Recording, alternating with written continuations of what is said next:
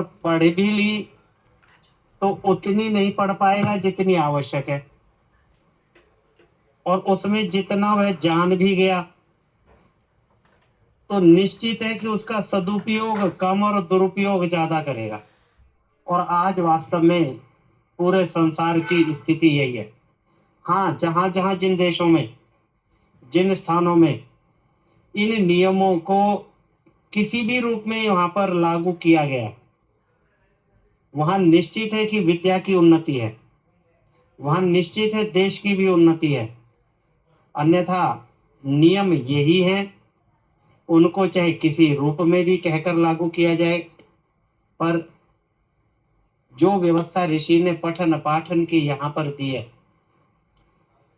वह बिना लागू किए ना सुख की प्राप्ति हो सकती है, ना मनुष्य जीवन की सफलता हो सकती है, ना समाज उत्तम बन सकता है, ना परिवार उत्तम बन सकता है, क्योंकि ज्ञान के आधार पर ही पूरा जीवन जो जीना है उसका आधार यही विद्या और शिक्षा है। तो यहाँ पर यम नियम की बात करते हुए ऋषि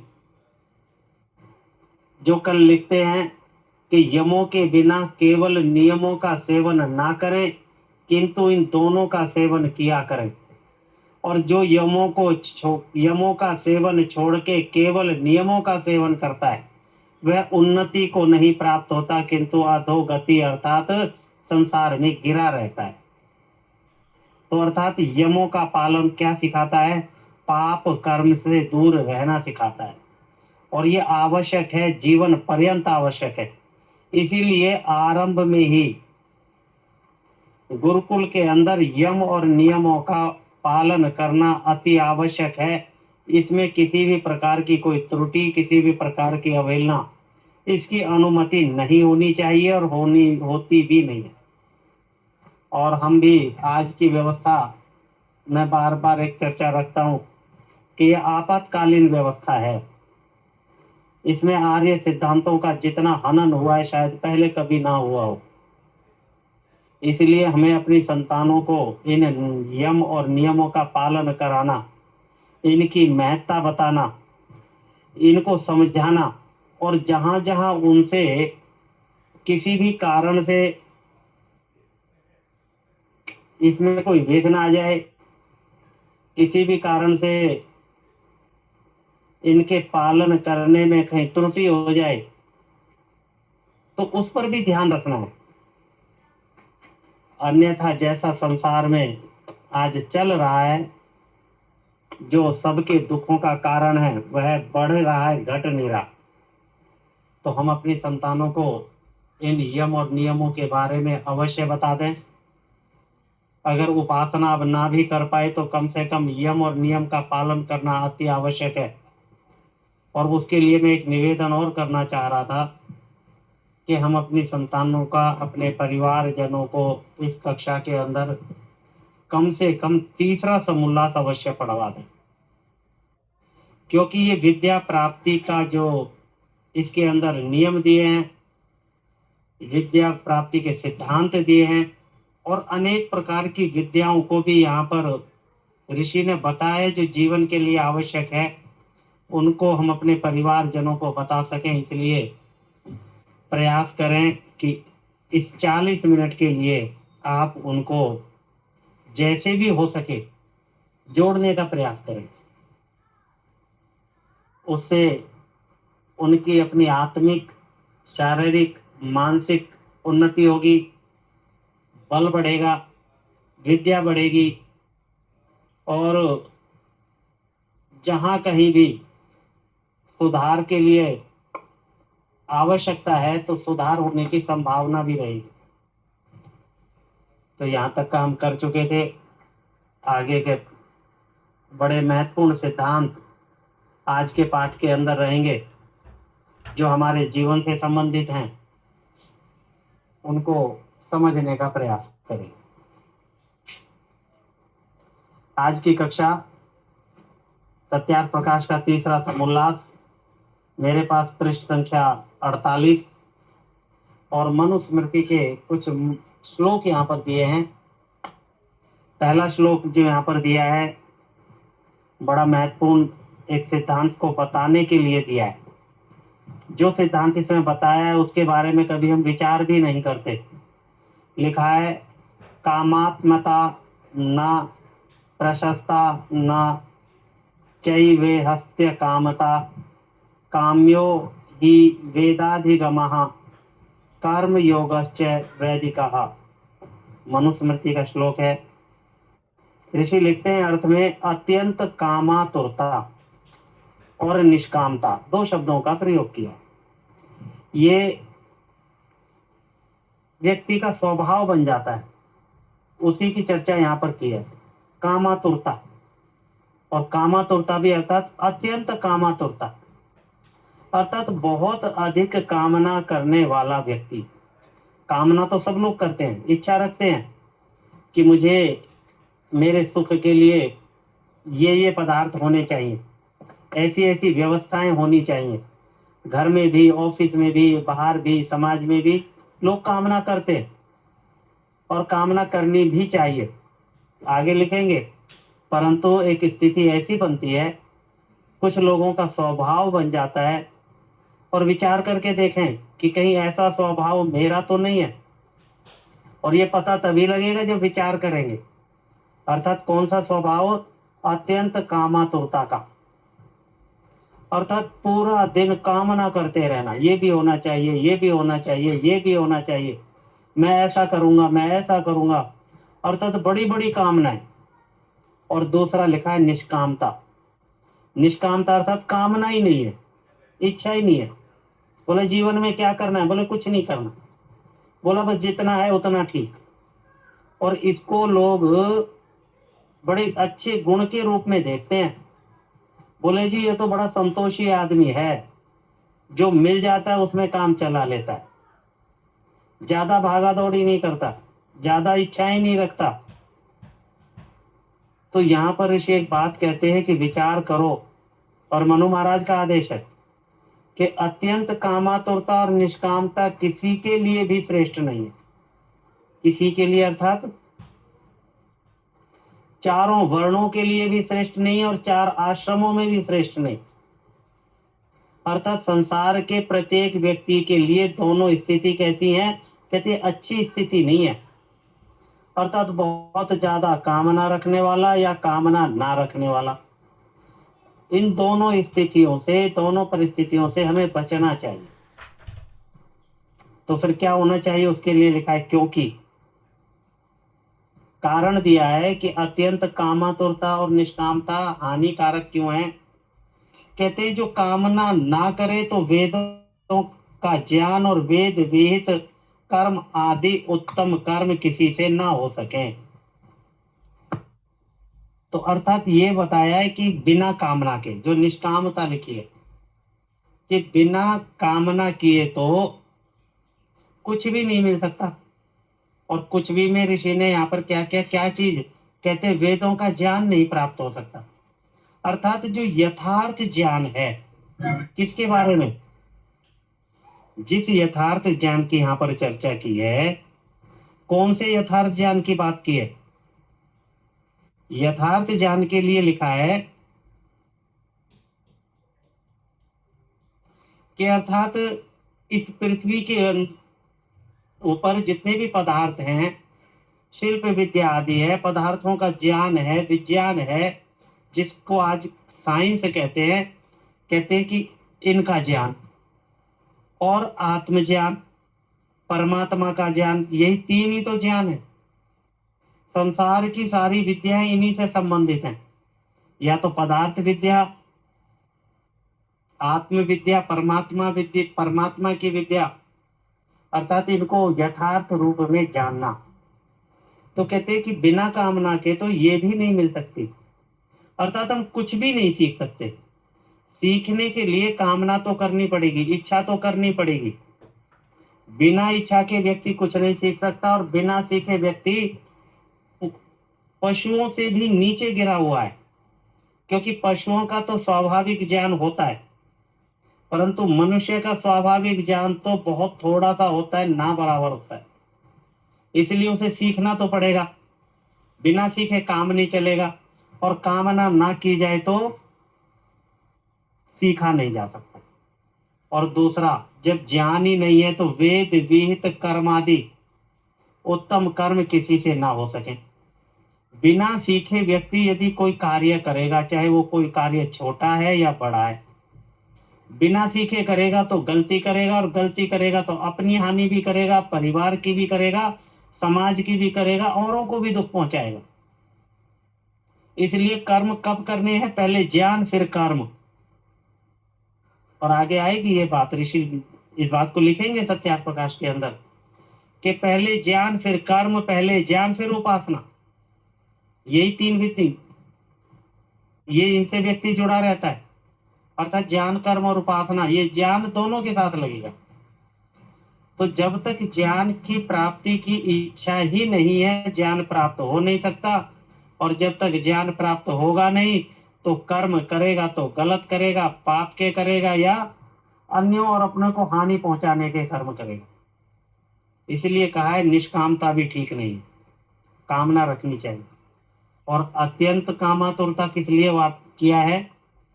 कि व्यक्ति कामना कामना करता रहे और करे कुछ नहीं।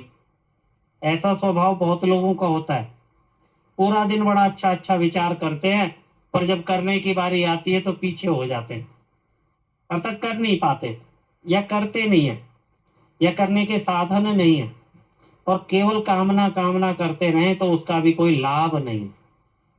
तो कामना भी करनी चाहिए और उसको क्रियान्वित भी करना चाहिए, तब व्यक्ति को लाभ मिलता है।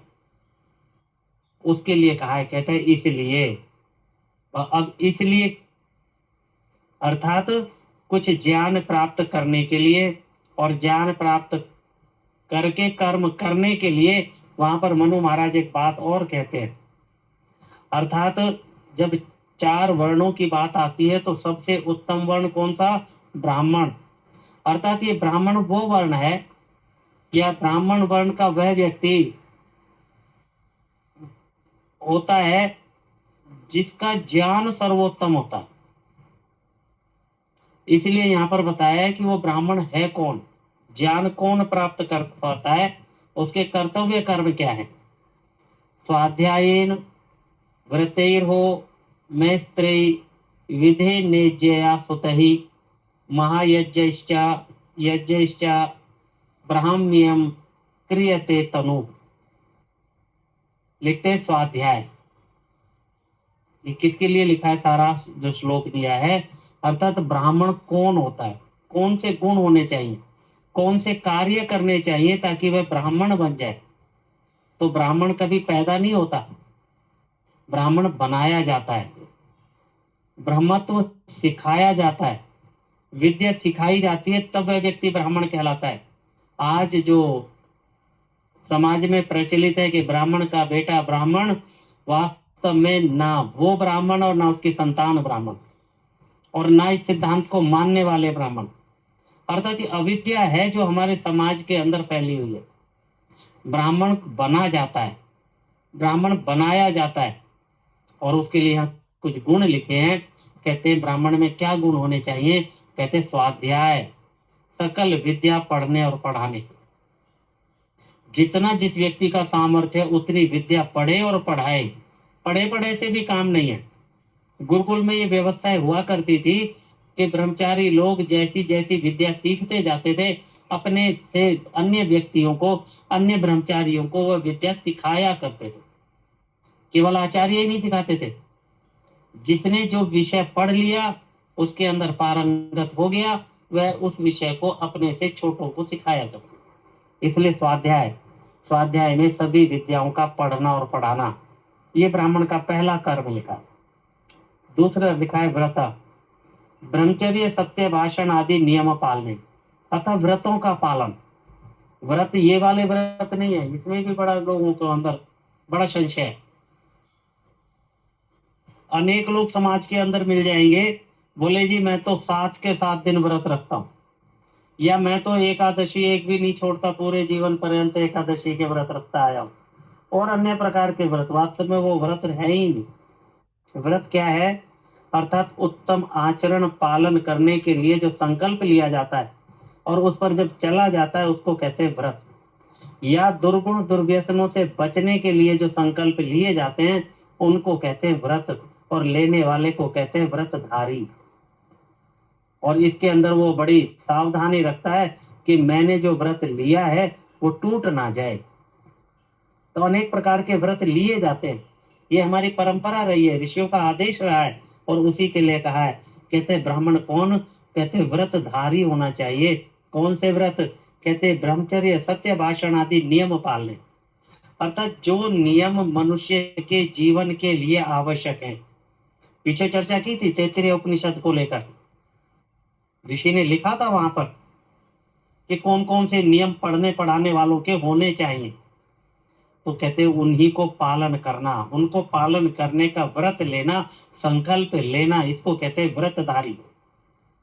इन सब से कुछ नहीं मिलता। ये बहुत सारे लोग, और ये हिंदू हिंदू नहीं, और संप्रदाय वाले भी बड़े व्रत करते हैं और बड़े बड़े कठोर व्रत करते हैं। एक व्रत अभी पीछे होके चुका है श्रावण मास के अंदर, कावड़ लाने का, ये भी व्रत ही है। अर्थात संकल्प कर लिया कावड़ लाऊंगा और इतना वजन लेकर चलूंगा, ये व्रत नहीं है। व्रत हैं जो हमारे आचरण को उत्तम बनाते हैं, गुणों को धारण कराने वाले हैं, अवगुणों से बचाने वाले हैं, उनको कहा जाता है व्रत। और धारण करने वाले को कहा जाता है व्रतधारी। और तीसरा लिखा है होम, ब्राह्मण के लिए लिखे अग्निहोत्र आदि होम, सत्य का ग्रहण, असत्य का त्याग और सत्य विद्याओं का दान देने, ये उसके कर्तव्य कर्म लिखे। होम के अंदर, यज्ञ के अंदर लिखे। यज्ञ के अंदर क्या आएगा? दान। किसका दान? सत्य विद्याओं का दान। संगति, किसकी संगति करनी है? विद्वानों की संगति करके विद्या की प्राप्ति। इसीलिए लिखा है, कहते हैं कि सत्य का ग्रहण, असत्य का त्याग, अर्थात उत्तम उत्तम गुणों को धारण करना और सत्य विद्या जो प्राप्त कर ली उनको दान देना, ये ब्राह्मण का कर्तव्य है। त्रिविधेन, तीन प्रकार की विद्या। कौन सी? वेदास्त्र, कर्म, उपासना, ज्ञान विद्या के ग्रहण करना। तो वेदों में तीन प्रकार का ज्ञान है, इसलिए उनको त्रिवेद कहा जाता है तो वेद चार, पर ज्ञान तीन प्रकार का है। और उसी को यहाँ पर लिखा है कर्म, उपासना और ज्ञान। अर्थात इसको वैसे लिखते हैं तो ज्ञान, कर्म और उपासना, ये त्रिवेद कहलाते हैं। कहते हैं कि इनकी विद्या ग्रहण करनी, ज्ञान क्या है, कर्म कैसे किए जाए, उपासना कैसे की जाती है, इन सबको सीखना और करना। इज्जा, पक्षेष्ट आदि करने, अर्थात जो और यज्ञ, अग्निहोत्र को छोड़कर बाकी के बड़े याग हैं, ब्राह्मण और क्षत्रिय का विशेष कर्तव्य कर्म है बड़े बड़े याग करने। और वैश्य द्वारों भी, क्योंकि वह धनवान होता है इसलिए उसका भी सामर्थ्य है, हम यज्ञों की व्यवस्था करें। उसके बाद लिखा है सुतहि सुसंतान उत्पत्ति, अर्थात ब्राह्मण गृहस्थ धारण करके और कैसी संतान उत्पन्न करे? कहते सुसंतान, अर्थात उत्तम गुणों को धारण करने वाली हो। पर इसका अर्थ ये नहीं है कि ब्राह्मण की हो बाकी की तो कोई बात नहीं, क्योंकि ब्राह्मण की अपनी योग्यता है, वह उसे पता है कि संतान कैसे उत्पन्न की जाती है। संतान उत्पन्न होती नहीं है, की जाती है। दूसरा समोल्लास में ऋषि ने बड़े संक्षेप से बड़ी महत्वपूर्ण बात वहां पर लिखी है कि संतान उत्पन्न करने से पहले से क्या व्यवस्थाएं करनी चाहिए। तो इसलिए ब्राह्मण को इस बात का पूरा पता है कि उत्तम संतान कैसे बनाई जाती है, इसलिए उसका कर्तव्य कर्म यहाँ पर बताया है। सुसंतान उत्पत्ति, महायज्ञ ही ब्रह्म, देव, पितृ, वैश्व देव और अतिथियों के सेवन रूप पंच महायज्ञ, अर्थात 5 महायज्ञ की चर्चा ऋषि ने अपने एक ग्रंथ के अंदर भी की है, पंच महायज्ञ विधि में। अर्थात ये गृहस्थियों के कर्तव्य कर्म है, अर्थात ब्रह्म यज्ञ, देव यज्ञ, पितृ यज्ञ, बलिवैश्व देव यज्ञ और अतिथि यज्ञ। कहते हैं 5 महायज्ञ कहा, यज्ञ भी नहीं कहा, 5 महायज्ञ। और यज्ञ ही अग्निष्टोम आदि तथा शिल्प, विद्या, विज्ञान आदि यज्ञों के सेवन से। और उसके बाद फिर यज्ञ की। ये कौन सा यज्ञ है? ये वो यज्ञ है जिसमें शिल्प विद्या सीखी जाती है, जो आजकल विद्वानों के द्वारा सिखाई जाती है। स्कूल कॉलेजों के अंदर बड़े बड़े वैज्ञानिकों के द्वारा अनेक प्रकार की विद्याओं को सिखाया जाता है। ये वो यज्ञ की बात है। अर्थात उन यज्ञों के सेवन से इस शरीर को ब्राह्मी अर्थात वेद और परमेश्वर की भक्ति का आधार रूप ब्राह्मण का शरीर बनता है। अर्थात एक व्यक्ति जब इन गुणों को धारण करता है, इन विद्याओं को सीखता है, इसके अनुसार कर्म करता है। विद्या सीख ली और कर्म नहीं किया तब भी ब्राह्मण नहीं है, और विद्या नहीं सीखी और कर्म करने लगे तो निश्चित कर्म गलत होंगे, वो भी ब्राह्मण नहीं है। अर्थात विद्याओं को प्राप्त कर और उसके बाद उसके अनुरूप कार्य करना और पढ़ना और पढ़ाना, ये ब्राह्मण के कर्तव्य कर्म।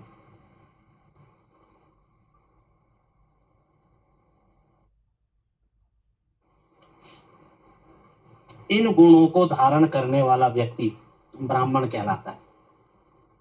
और यदि जिस व्यक्ति में ये गुण नहीं है, या ब्राह्मण की संतान, ब्राह्मण जिसमें ना तो दादा पढ़ा और ना पिता पढ़ा और ना खुद पढ़ा, और वो फिर ब्राह्मण परिवार की परिभाषा के अंदर पूरा नहीं उतरता, और हम उसे अगर ब्राह्मण कहते भी हैं तो हम भी गलती करते हैं, वो ब्राह्मण नहीं है। हाँ, विद्या सीख रखी है, विद्वान है उसका, परंतु ब्राह्मण के कर्तव्य और भी कर्म है, उनको करना। इसलिए अंतिम में ऋषि ने लिखा है, वेद और परमेश्वर की भक्ति का आधार रूप, अर्थात जो ब्राह्मण का शरीर होता है,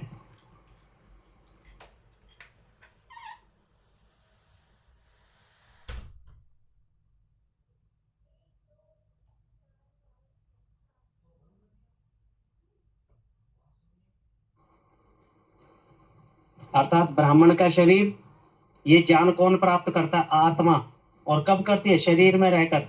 अर्थात जब आत्मा शरीर में रहकर ब्राह्मत्व के गुण प्राप्त करती है, तब उसको ब्राह्मण कहा जाता है, तब उसका ब्राह्मण का शरीर बनता है। अर्थात गुण और कर्म के आधार पर। और उसके अंदर विशेष बात क्या लिखा है? वेद और ईश्वर की भक्ति। क्योंकि ईश्वर की भक्ति से जो व्यक्ति दूर है, और ईश्वर की भक्ति भी कौन सी? यथार्थ रूप में। ऐसा नहीं ईश्वर है तो कुछ और जानते कुछ और हैं, ईश्वर है तो कुछ और उपासना करते किसी और की, ईश्वर है तो कुछ और पूजा करते किसी और की, वो नहीं चलेगी। अर्थात ईश्वर के यथार्थ स्वरूप को जानकर जब उसकी पूजा उपासना की जाती है, तब उसको ब्राह्मण कहा जाता है। और इसी तरह कहा है, कहते वेद का ज्ञान प्राप्त करना, अर्थात ईश्वर ने जो ज्ञान दिया है उस ज्ञान को प्राप्त करना। और उसके माध्यम कौन होते हैं? उसके माध्यम होते हैं आप पुरुष, विद्वान लोग, वो इसका आधार बनते हैं। तो उसी के लिए यहाँ पर लिखा है कि तब ब्राह्मण का शरीर बनता है। और कहते इतने साधनों के बिना ब्राह्मण शरीर नहीं बन सकता। अर्थात ब्राह्मण बनने के लिए ये गुण धारण करने आवश्यक हैं। यदि ये गुण नहीं है तो निश्चित है वह ब्राह्मण कहलाने के लायक नहीं है, और उसे ब्राह्मण कहना भी नहीं चाहिए। इसलिए ऋषि ने यहाँ पर ब्राह्मण के गुण बता दिए। जिस व्यक्ति के अंदर ये गुण देखो, उसको हम ब्राह्मण कह सकते हैं। उसकी सेवा, उसका सत्कार, उसका सम्मान और उससे विद्या की प्राप्ति करना हमारा कर्तव्य कर्म। यही आप पुरुष है, और यही हमारी आदि काल से, अर्थात जब से सृष्टि बनी है, यही ईश्वर की व्यवस्था है, यही हमारे ऋषि मुनियों ने व्यवस्था दी है, और उसी के अनुरूप होना भी चाहिए। आगे यहाँ पर लिखा है, एक श्लोक दिया है, इंद्रियाणाम विचरताम विशेषवा पहारिषु संयमे यत्न मातिष्ठेत विद्वान यन्ते वाजिनाम। मनुस्मृति का श्लोक है। लिखा है, जैसे विद्वान सारथी घोड़ों को नियम में रखता है। कौन सा सारथी? जो विद्वान है, जो वास्तव में सारथी होने के योग्य है। ऐसा नहीं है कि जो रथ पे चढ़ गया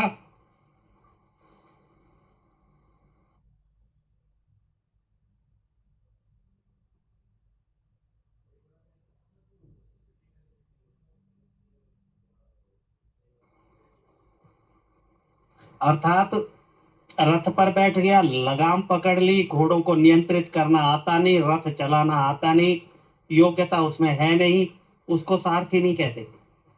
इसीलिए यहाँ पर उसके साथ एक विशेषण साथ लगा दिया है, विद्वान सारथी, अर्थात जो वास्तव में चलाना जानता है, जिसे नियम पता है कि इन घोड़ों को कैसे नियंत्रण में रखना है।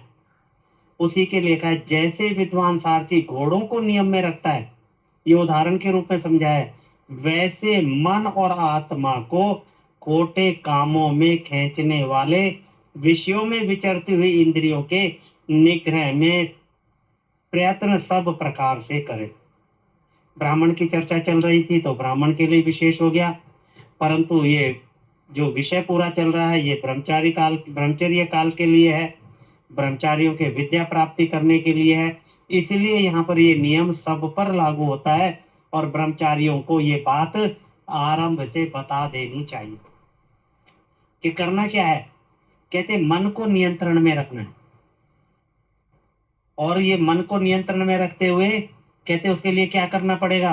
कहते जो इंद्रियां हैं वो गलत मार्ग पर ना चली जाए, जैसे घोड़ा गलत मार्ग पर ना चला जाए इसलिए उसकी लगाम लगाई जाती है। और उसी के लिए पीछे एक शब्द प्रयोग किया गया दम, और एक किया गया शम, अर्थात शमन और दमन। दमन किया गया इंद्रियों के लिए, अर्थात इंद्रियों को नियंत्रण में रखना है, और दूसरा मन के लिए अर्थात उसको शांत रखना है, ज्यादा विचलित ना हो, ज्यादा इधर भागा दौड़ी ना करे, अर्थात नियंत्रित होकर कार्य करे। तो उसी के लिए यहाँ पर लिखा है, कहते सब प्रकार से प्रयत्न करे। तो अर्थात मन नियंत्रण में रहे, हमारी इंद्रियां नियंत्रण में रहे, ताकि आत्मा गलत कार्यों को ना करने पाए, या हम शरीर से गलत कार्य ना कर पाए, विचार भी ना करें। इसके लिए जैसा प्रयत्न हो सके करना चाहिए, और इस पे आचार्यों की निगरानी भी रहनी चाहिए कि आचार्य लोग इस बात का पूरा ध्यान रखें कि उनके अंतर्गत पढ़ने वाले जितने भी शिष्य हैं वो इन नियमों का पालन करें। अर्थात जो यहाँ पर मन और इंद्रियों को नियंत्रित करने की बात कही है, और उसी के लिए गुरुकुलों में एक प्रणाली, एक प्रथा है कि रोज प्रतिदिन सायकालीन आत्मनिरीक्षण का एक विधि है कि आचार्यों के सामने पूरे दिन में जो दिनचर्या विद्यार्थियों की हुआ करती थी उसको सत्य सत्य सबके सामने बताया करते थे। गलत हो गया तब भी और सही हो गया तब भी। और इसका लाभ क्या था कि गलत सबके सामने बताना है, इसलिए व्यक्ति गलत कार्य करने से ही डरता था कि शाम को फिर पीरियड में बताना पड़ेगा। इसलिए कोई गलत काम ना हो जाए इसके लिए पूरी सावधानी बरती जाती थी, और उसके बड़े उत्तम परिणाम निकलते हैं। तो यहाँ पर ये बड़ा अच्छा जो श्लोक दिया है कि पढ़ने और पढ़ाने में मन को एकाग्र करके और इंद्रियों पर नियंत्रण रखकर तब उसके बाद अपनी दैनिक दिनचर्या होनी चाहिए।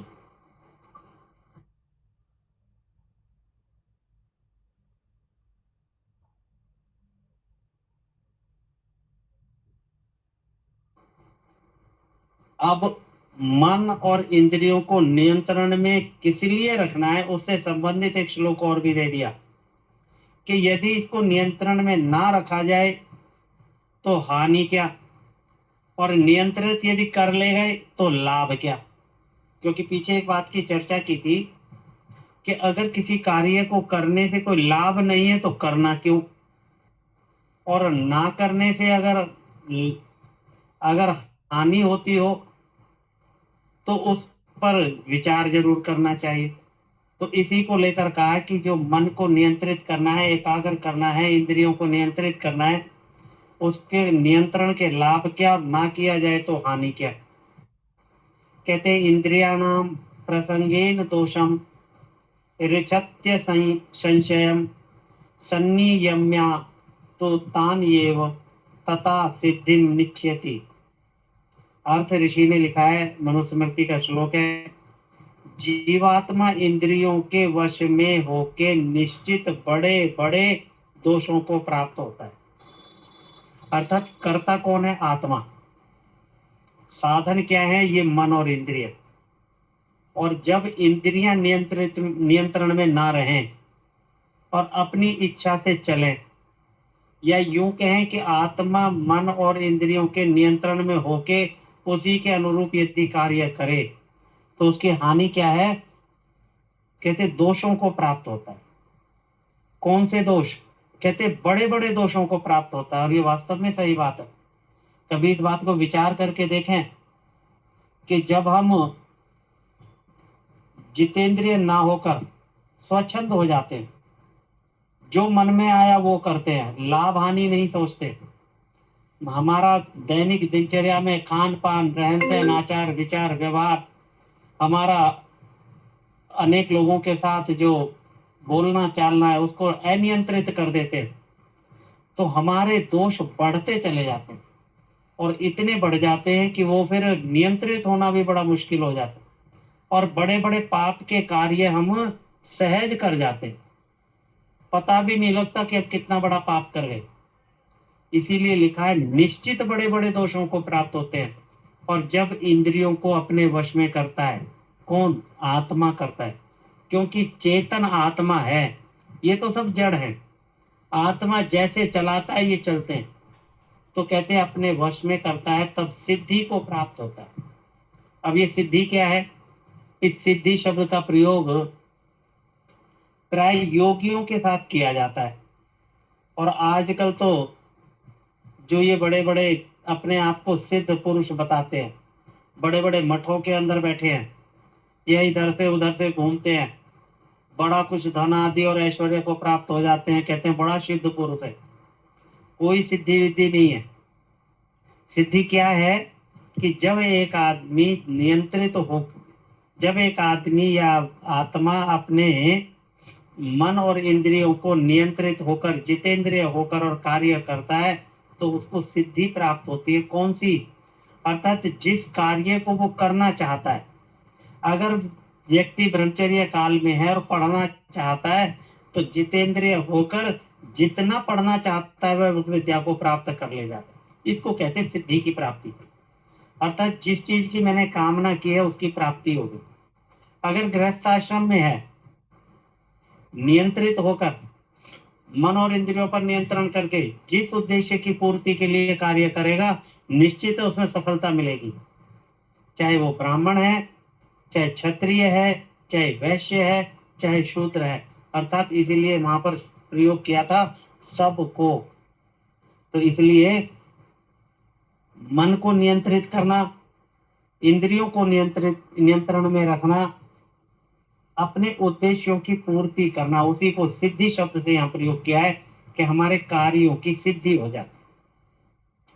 जो उत्तम कार्य हम करना चाहते, चाहे वह कितना ही बड़े से बड़ा असंभव कार्य भी हो, परंतु वह पूरा हो जाता है। असंभव का मतलब ऐसा ना समझे कि जो हो ही नहीं सकता। असंभव मतलब जिसको लगता है कि बड़ा कठिन कार्य है, उन कार्यों को भी सिद्ध कर ले जाना केवल मन और इंद्रियों को नियंत्रित करने वाला व्यक्ति बड़े सहज भाव से उस सिद्धि की प्राप्ति कर पाता है।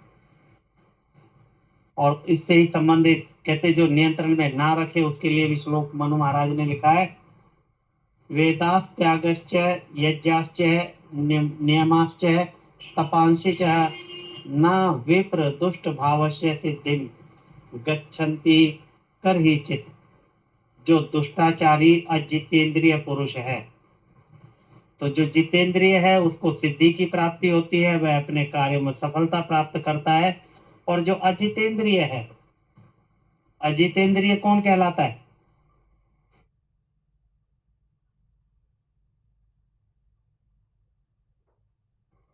उसी के लिए एक शब्द प्रयोग किया ऋषि ने, दुष्टाचारी। अर्थात जिसका आचरण उत्तम नहीं। कहते हैं उसके वेद, त्याग, यज्ञ, नियम और तप तथा अन्य अच्छे काम की सिद्धि को प्राप्त नहीं होते। अर्थात वो कोई भी उत्तम कार्य प्राप्त कर नहीं सकता। जो उत्तम कार्य मनुष्य को करने चाहिए, जितने करने चाहिए, जिस उन्नति को प्राप्त करना चाहिए, वह दुष्टाचारी व्यक्ति अर्थात जो अजितेंद्रिय पुरुष है वो प्राप्त नहीं कर सकता।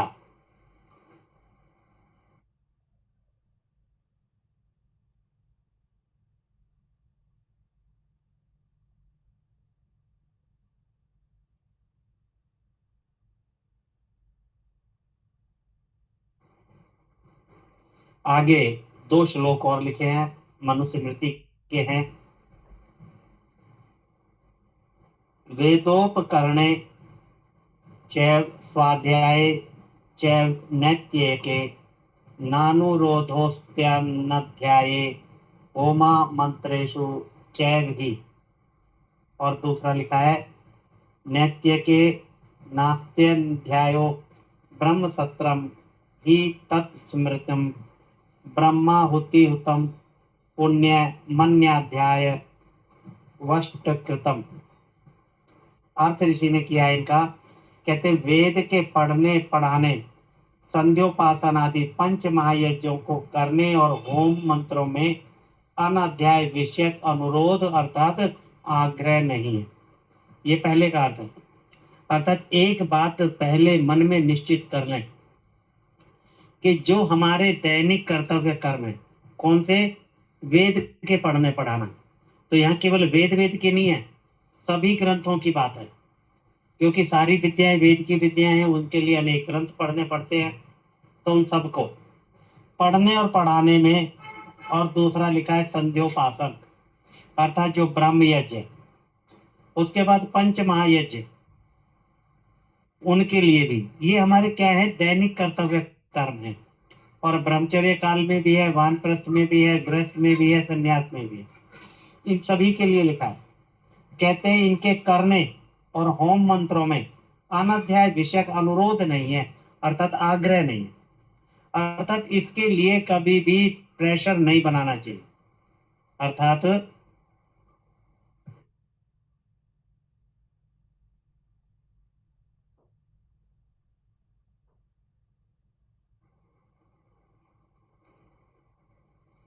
अनुरोध या आग्रह किस लिए?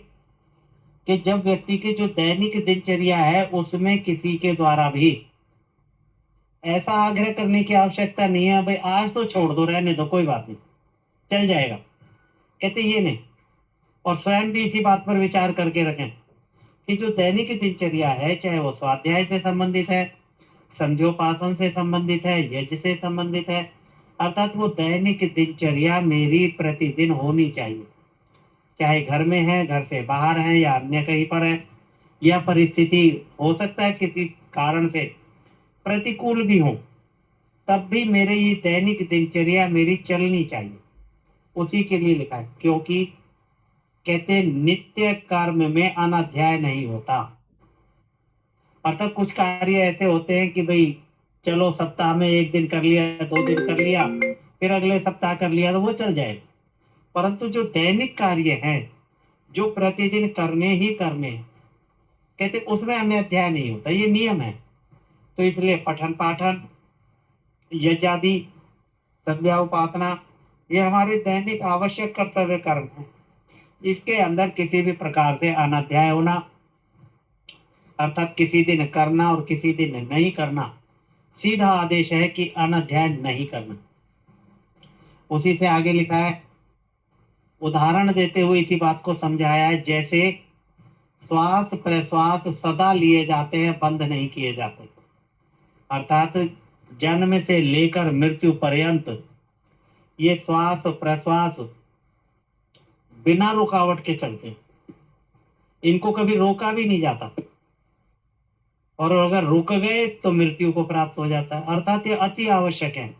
इतना ही आवश्यक हमारी दैनिक दिनचर्या भी है। तो ये उदाहरण, बड़ा उत्तम उदाहरण यहाँ पर दिया है। तो श्वास प्रश्वास जिस प्रकार अति आवश्यक है और लगातार किया जाता है, इसी प्रकार हमें जो ये दैनिक कार्य हैं, ये भी लगातार करने हैं। इसीलिए लिखा न किसी दिन छोड़ना, क्योंकि अनाध्याय में भी अग्निहोत्र आदि उत्तम कर्म किया हुआ पुण्य रूप होता है। अब ये क्यों नहीं छोड़ना? कि जब छोड़ने का मन है या परिस्थिति नहीं है, उस समय भी यदि इसको कर लिया गया तो इससे जो मिलने वाला पुण्य है वो फिर भी प्राप्त होगा। अर्थात प्रतिकूल परिस्थितियों में भी किया हुआ ये कार्य पुण्य प्रदान करने वाला होता है, हमें सुख देने वाला होता है, इससे हमें लाभ ही लाभ है। अर्थात यदि नहीं किया गया तो क्या हो गया, हानि हो गई। इसलिए कहा है कि ये कार्य कभी भी रोकने नहीं चाहिए। जैसे झूठ बोलने में सदा पाप और सत्य बोलने में सदा पुण्य होता है। अर्थात यहाँ पर एक तो दैनिक दिनचर्या की बात हो गई, दूसरा जो कार्य हम करते हैं मन वचन और कर्म से, इनमें भी हमेशा आदेश क्या है, ईश्वर का भी और ऋषियों का भी, कि पुण्य कार्य करने, धर्म के कार्य करने, अधर्म के नहीं करने। अधर्म के तो करने ही नहीं है। इसलिए कहा है कि पुण्य के कार्यों में कभी भी अनाध्याय नहीं करना, अर्थात उनको तो रोकना नहीं, और अधर्म का कार्य कभी करना नहीं। इसीलिए लिखा है, जैसे झूठ बोलने में सदा पाप और सत्य बोलने में सदा पुण्य होता है, वैसे ही बुरे कर्म करने में सदा अनाध्याय। तो अनाध्याय वो किसमें करना है, कहते अधर्म के कार्यों में अनाध्याय करना है, वो आरंभ ही नहीं करने। और धर्म के कार्य कहते वो रोकने नहीं है, चाहे परिस्थिति कोई भी हो। और बुरे कार्य, अधर्म के कार्य बोला करने ही नहीं, चाहे परिस्थितियां कैसी हो। तो इसीलिए लिखा है, वैसे ही बुरे कर्म करने में सदा अनाध्याय और अच्छे कर्म करने में सदा स्वाध्याय ही होता है। अर्थात सीधा सीधा यहाँ पर मनु महाराज एक बात कहते हैं कि हम अपने जीवन में अपनी दिनचर्या के अंदर धर्म के कार्य करते रहें, अधर्म के कार्यों को रोक कर रखें, और धर्म के कार्यों का कभी भी अनाध्याय ना करें, अर्थात कभी भी उनको रोके ना। जो कार्य प्रतिदिन करना है वो करना है, उसमें थोड़ा आगे पीछे हो जाए कोई बात नहीं, कम ज्यादा हो जाए कोई बात नहीं, परंतु अवश्य करना। जैसी परिस्थिति हो उसके अनुकूल उस कार्य को करने का प्रयास हमें करना चाहिए।